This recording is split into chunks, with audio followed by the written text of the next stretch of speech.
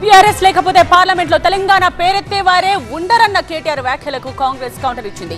Party పేరు నుండి తెలంగాణ పదాన్ని తొలగించి కేసీఆర్ కుట్ర చేశారని కాంగ్రెస్ ఎమ్మెల్సీ జీవన్ రెడ్డి ఆరోపించారు. ఎన్నడన్నా ఒక్క రోజన్న రాహుల్ గాంధీ లేదా తెలంగాణ కాంగ్రెస్ ఎంపీలు ఒక్క రోజన్న ఒక్క పూటనన్న తెలంగాణ గురించి మాట్లాడిన పరిస్థితున్నదా?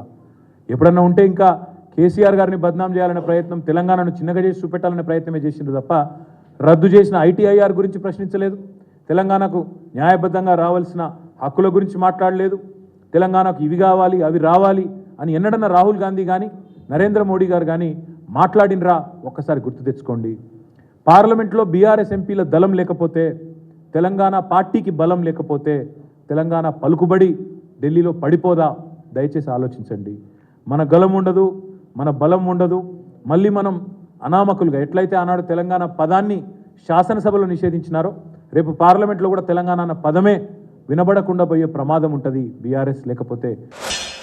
నాకు కేటీఆర్ గారు ఏదైతుందో తెలంగాణ పదాన్ని చెరిపివేసే కుట్ర జరుగుతుందని చెప్పని పేర్కోవడం చూస్తుంటే ఆశ్చర్యం కలుగుతుంది.